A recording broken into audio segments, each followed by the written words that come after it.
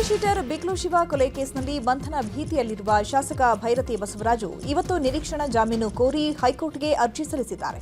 ವಕೀಲರ ಮೂಲಕ ಹೈಕೋರ್ಟ್ಗೆ ಅರ್ಜಿ ಸಲ್ಲಿಸಿದ್ದು ಡಿಸೆಂಬರ್ 26ರಂದು ಅರ್ಜಿ ವಿಚಾರಣೆ ನಡೆಯಲಿದೆ. ಶಾಸಕ ಭೈರತಿ ಬಸವರಾಜ್ಗೆ ಈಗ ಮತ್ತೊಂದು ಸಂಕಷ್ಟ ಎದುರಾಗಿದೆ. ಕೋಕಾ ಕಾಯ್ದೆಗೆ ಮತ್ತೆ ಮರುಜೀವ ಬಂದಿದೆ. ಭೈರತಿ ಬಸವರಾಜ್ ವಿರುದ್ಧ ಇದ್ದ ಕೋಕಾ ಕಾಯ್ದೆಯನ್ನು ಹೈಕೋರ್ಟ್ ತಿರಸ್ಕಾರ ಮಾಡಿತ್ತು. ಈಗ ಹೈಕೋರ್ಟ್ ಆದೇಶ ಪ್ರಶ್ನಿಸಿ ಸುಪ್ರೀಂ ಕೋರ್ಟ್ಗೆ ಹೋಗಲು ಸರ್ಕಾರ ನಿರ್ಧರಿಸಿದೆ. ಈ ಕುರಿತು ಪೊಲೀಸರು ನೀಡಿದ ಮನವಿಯನ್ನ ಪುರಸ್ಕರಿಸಿರುವ ಸರ್ಕಾರ ಸುಪ್ರೀಂ ಕೋರ್ಟ್ಗೆ ಅರ್ಜಿ ಹಾಕಲು ಸೂಚಿಸಿದೆ. ಹೀಗಾಗಿ ಶೀಘ್ರದಲ್ಲೇ ಸಿಐಟಿಯಿಂದ ಸುಪ್ರೀಂ ಕೋರ್ಟ್ಗೆ ಅರ್ಜಿ ಸಲ್ಲಿಕೆಯಾಗಲಿದೆ. 5 ವರ್ಷ ಸಿದ್ದರಾಮಯ್ಯ ಸಿಎಂ ಆಗಿ ಇರಬೇಕು ಅಂತ ಇಂದು ಮೈಸೂರಿನಲ್ಲಿ ಅಹಿಂದ ಮುಖಂಡರು ಸಭೆ ನಡೆಸಿದ್ದಾರೆ. ಸಭೆಯಲ್ಲಿ ಅಹಿಂದ ಸಮಾವೇಶಕ್ಕೆ ಪೂರ್ವ ಸಿದ್ಧತೆ ಬಗ್ಗೆ ಚರ್ಚೆ ನಡೆಸಲಾಗಿದೆ. ಜನವರಿ 25ರಂದು ಅಹಿಂದ ಸಮಾವೇಶ ನಡೆಸೋಕೆ ತೀರ್ಮಾನ ಆಗಿದೆ. ವಸ್ತು ಪ್ರದರ್ಶನ ಆವರಣದ ಮೈದಾನದಲ್ಲಿ ಸಮಾವೇಶ ಆಯೋಜನೆ ಮಾಡೋಕೆ ಚಿಂತನೆ ನಡೆಸಲಾಗಿದೆ. ಸುಮಾರು 20ರಿಂದ 30 ಸಾವಿರ ಜನರನ್ನ ಸೇರಿಸೋಕೆ ಸಿದ್ಧತೆ ನಡೆಸಿಕೊಂಡಿದ್ದು, ಈ ಮೂಲಕ ಸಿದ್ದರಾಮಯ್ಯ ರಾಜ್ಯಕ್ಕೆ ಎಷ್ಟು ಅನಿವಾರ್ಯ ಅನ್ನೋದನ್ನ ಹೈಕಮಾಂಡ್ಗೆ ತಿಳಿಸೋಕೆ ಸಮಾವೇಶ ಆಯೋಜನೆ ಮಾಡಲಾಗಿದೆ. ಅವರ ಅನಿವಾರ್ಯತೆ ನಮ್ಮ ಸಮಾಜಕ್ಕೆ ಎಷ್ಟಿದೆ ಅಂತೇಳಿ ಸಮಾಜ ಕೇಳುವಂತ ಕೆಲಸವನ್ನ ಅವ್ರು ಮಾಡಬೇಕು ಅಂತೇಳಿ ಅವ್ರು ನಡೆದು ಬಂದ ದಾರಿ, ಅಹಿಂದ ಸಮುದಾಯಗಳಿಗೆ ಅವ್ರು ಕೊಟ್ಟಿರುವಂತಹ ಕೊಡುಗೆ, ನಮ್ಮ ಇಡೀ ರಾಜಕೀಯ ಜೀವನವನ್ನ ಈ ಸಮುದಾಯಗಳಿಗೋಸ್ಕರ ಮುಡುಪಾಗಿಟ್ಟಿದ್ದಾರೆ. ಇವತ್ತು 2.5 ವರ್ಷಗಳ ಕಾಲ ಮುಖ್ಯಮಂತ್ರಿಗಳಾಗಿ ಒಂದೇ ಒಂದು ಕಪ್ಪು ಚುಕ್ಕೆಯಿಂದಲೇ ಆಡಳಿತವನ್ನು ನಡೆಸಿಕೊಂಡು ಬಂದಿದ್ದಾರೆ. ಅಂತ ಒಬ್ಬ ಅಹಿಂದ ಸಮುದಾಯದ ಅಸ್ಮಿತೆ ನಮ್ಮೆಲ್ಲ ತಳ ಸಮುದಾಯಗಳಿಗೆ ತಂದೆ ಸ್ಥಾನದಲ್ಲಿರುವಂತರು ಸಿದ್ದರಾಮಯ್ಯನವರು. ಇವತ್ತು ಮುಖ್ಯಮಂತ್ರಿ ಹುದ್ದೆ ಕುರ್ಚಿಯ ವಿಚಾರವಾಗಿ ಬಹಳಷ್ಟು ಗೊಂದಲ, ವಿವಾದವನ್ನ ಕರ್ನಾಟಕ ರಾಜ್ಯದಲ್ಲಿ ಆಗ್ತಾ ಇದೆ.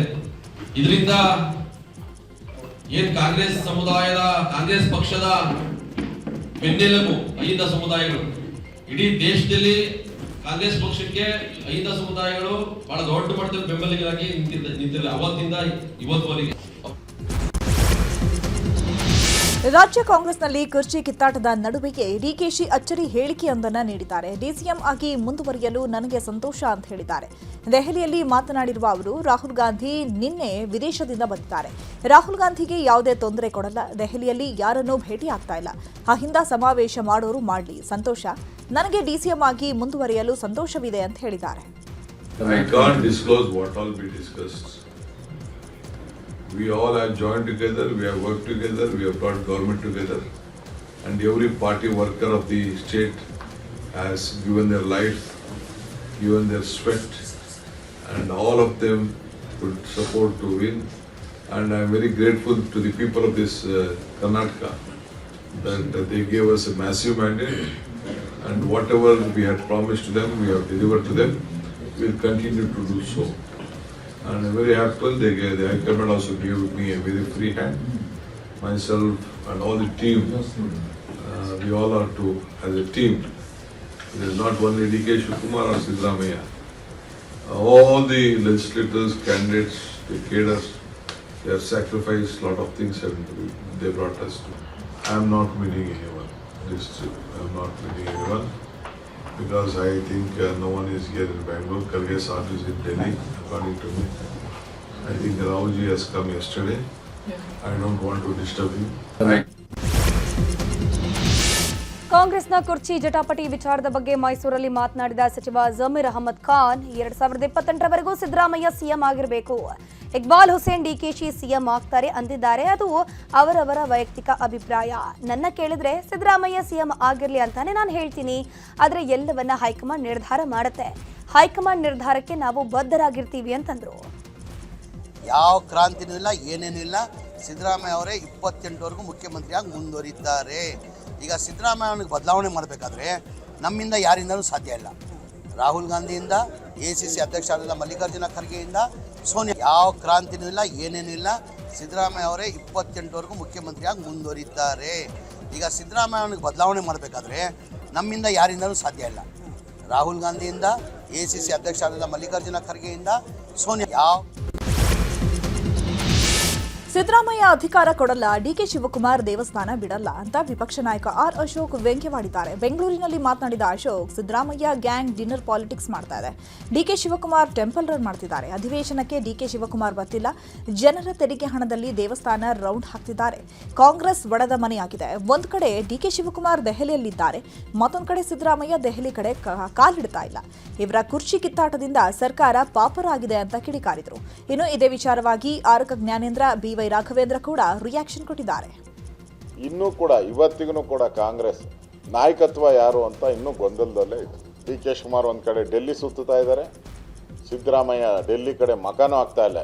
ಅಲ್ಲಿ ಹೋದ್ರೆ ಎಲ್ಲಿ ಕರೆದು ಬದಲಾವಣೆ ಅಂತ ಹೇಳ್ಬಿಡ್ತಾರೆ ಅಂತ ಇವ್ರು ಹೆಜ್ಜೆನೇ ಇಕ್ತಾ ಇಲ್ಲ. ಅಲ್ಲಿ ಡಿ ಕೆ ಶಿವಕುಮಾರ್ ಡೆಲ್ಲಿ ಬಿಟ್ಟು ಬೆಂಗಳೂರು ಕಡೆ ಬರ್ತಾ ಇಲ್ಲ.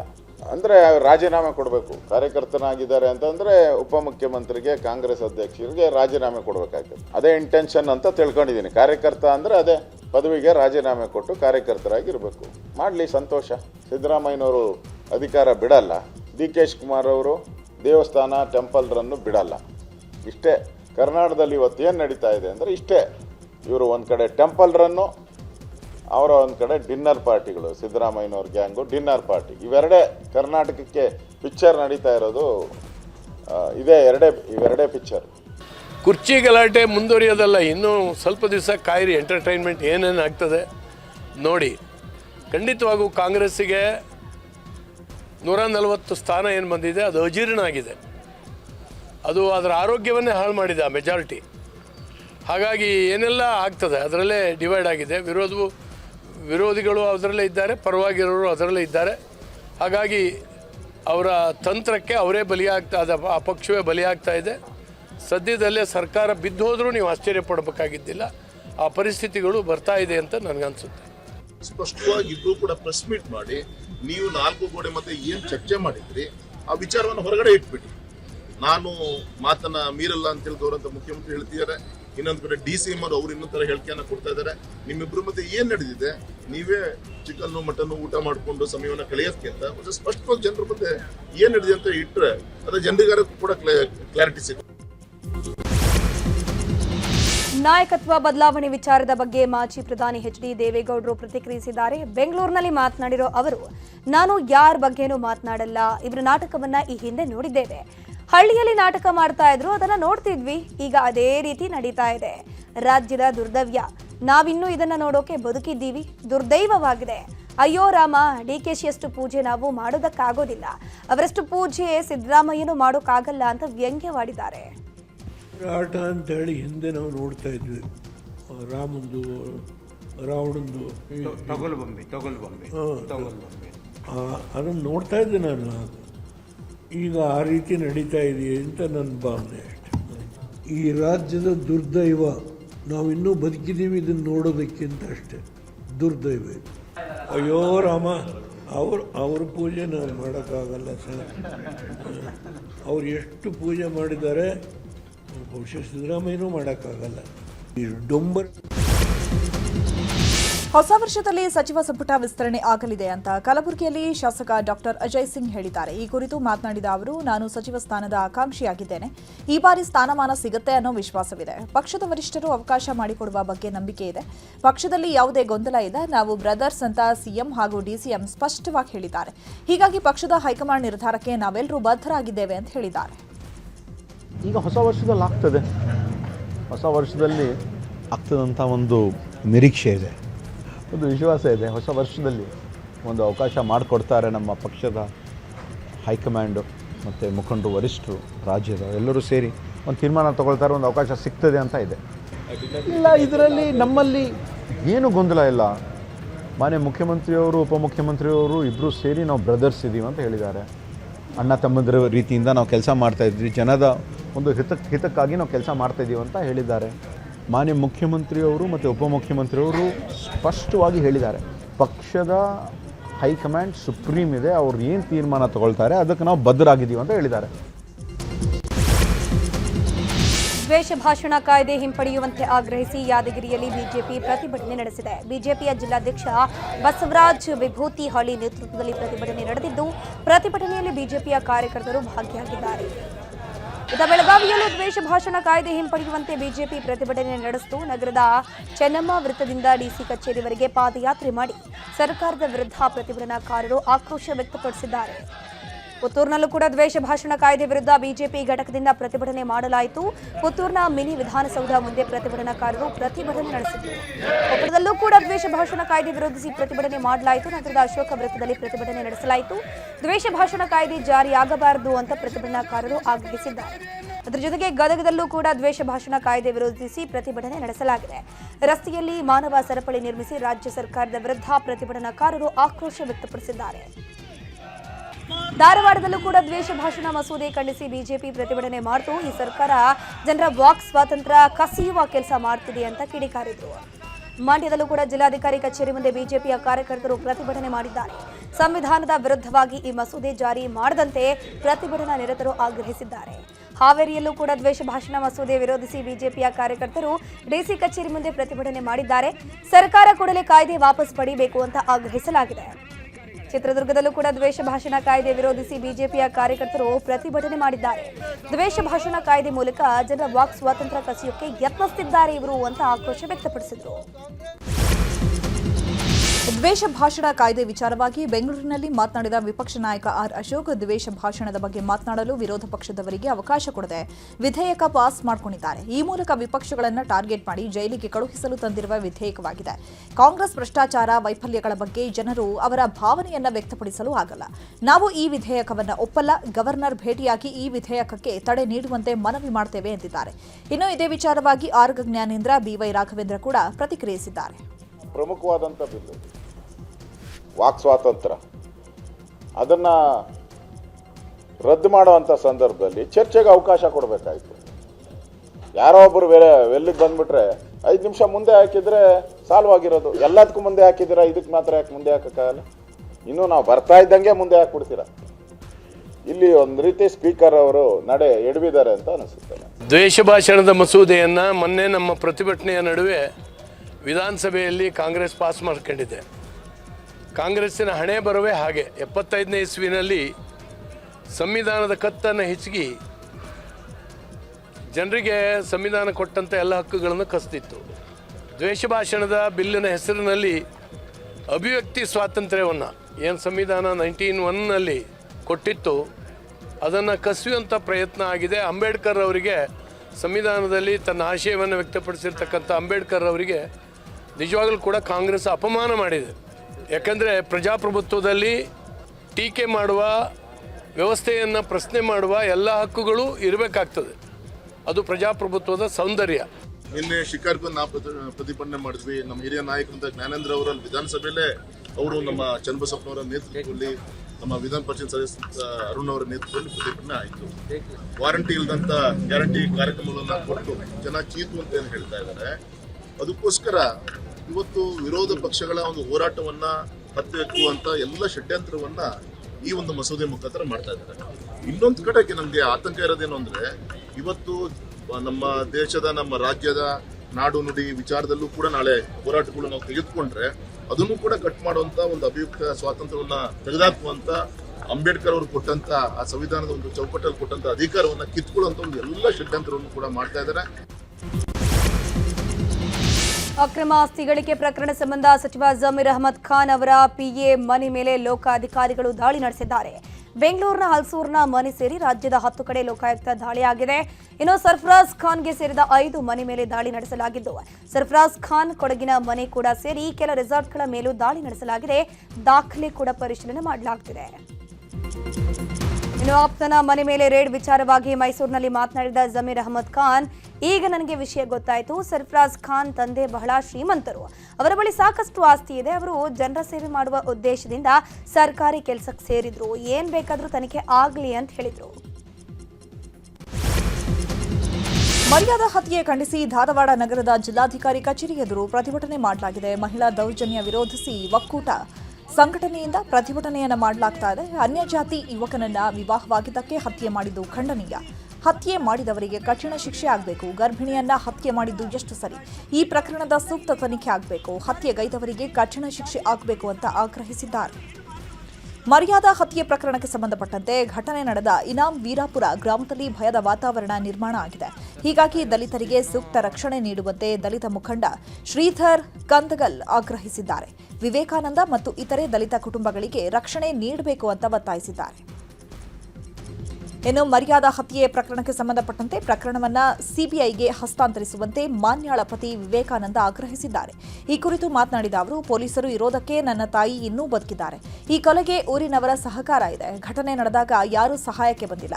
ಊರಿನವರ ಬೆಂಬಲ ಆರೋಪಿಗಳಿಗಿದೆ. ಹೀಗಾಗಿ ಈ ಪ್ರಕರಣ ಸಿಬಿಐಗೆ ವಹಿಸಬೇಕು ಅಂತ ಆಗ್ರಹಿಸಿದ್ದಾರೆ. ನಮ್ಮ ತಾಯಿಯವ್ರ ಸ್ಥಿತಿ ಇನ್ನೂ ಡಾಕ್ಟರ್ ಇದೆ ಮಾಡತ್ತಿಲ್ಲ ಸರ್. ಇವಾಗ ಕಣ್ಣು ತೆಗೆದಿದ್ದಾರೆ ಸರ, ಗೊತ್ತಾಯಿಡತ್ತಿಲ್ಲ ಸರ್. ಯಾರನ್ನು ಹೋಗಿ ಓದಿರಿದ್ರಿ ಸರ್, ಗೊತ್ತಾಯಿಡತ್ತಿಲ್ಲ. ಇನ್ನೂ ಹೇಳಕ್ಕೆ ಬರೋದಿಲ್ಲ ಅನ್ನೋದು ಮಾತಾಡ್ತಾರೆ ಸರ್. ಡಾಕ್ಟರ್ ಭಾಳ ಅನ್ಯಾಯ ಆಗೈತೆ ಸರ್ ನಮ್ಮ ಫ್ಯಾಮಿಲಿಗೆ. ಇದು ಪೊಲೀಸವ್ರು ನಮ್ಗೆ ಹೆಲ್ಪ್ ಮಾಡಿದ್ದಾರೆ ಸರ್. ಆದರೆ ಇಷ್ಟು ಡಿಲೇ ಆಗುತ್ತೆ ಸರ್. DC ಅವರಿಂದ, ಸಮಾಜ ಕಲ್ಯಾಣ ಇಲಾಖೆಯವರಿಂದ ಭಾಳ ಡಿಲೇ ಆಗುತ್ತೆ ಸರ್.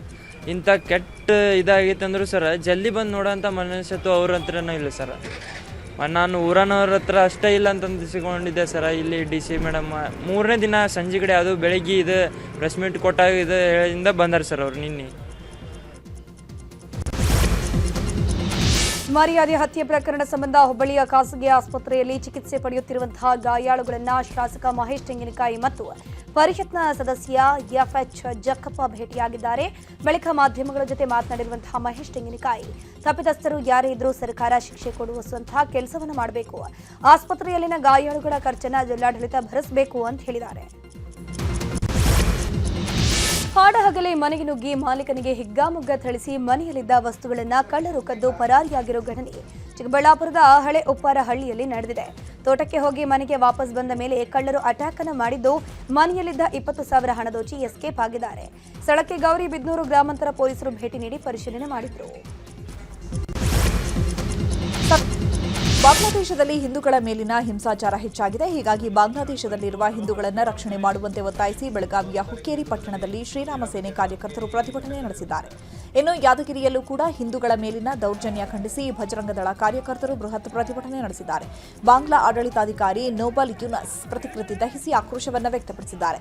ರಾಯಚೂರಿನಲ್ಲೂ ಬಾಂಗ್ಲಾ ಹಿಂದೂಗಳನ್ನು ರಕ್ಷಿಸಿ ಅಂತ ಬಿಎಚ್ಪಿ ಹಾಗೂ ಬಜರಂಗ ದಳ ಕಾರ್ಯಕರ್ತರು ಪ್ರತಿಭಟನೆ ನಡೆಸಿದ್ದಾರೆ. ಕೂಡಲೇ ಭಾರತ ಸರ್ಕಾರ ಬಾಂಗ್ಲಾದೇಶಿ ಹಿಂದೂಗಳನ್ನು ರಕ್ಷಣೆ ಮಾಡಬೇಕು ಅಂತ ಆಗ್ರಹಿಸಿದ್ದಾರೆ. 2 ವರ್ಷದ ಗಂಡು ಮಗುವನ್ನು 50,000ಕ್ಕೆ ತಾಯಿ ಮಾರಾಟ ಮಾಡಿರೋ ಘಟನೆ ಚಿತ್ರದುರ್ಗ ಜಿಲ್ಲೆಯ ಹಿರಿಯೂರು ನಗರದಲ್ಲಿ ನಡೆದಿದೆ. ಓರ್ವ ಮುಸ್ಲಿಂ ವ್ಯಕ್ತಿಯ ಮಧ್ಯಸ್ಥಿಕೆಯಲ್ಲಿ ಮಗು ಮಾರಾಟ ಮಾಡಿರೋ ಆರೋಪ ಕೇಳಿ ಬರ್ತಿದೆ.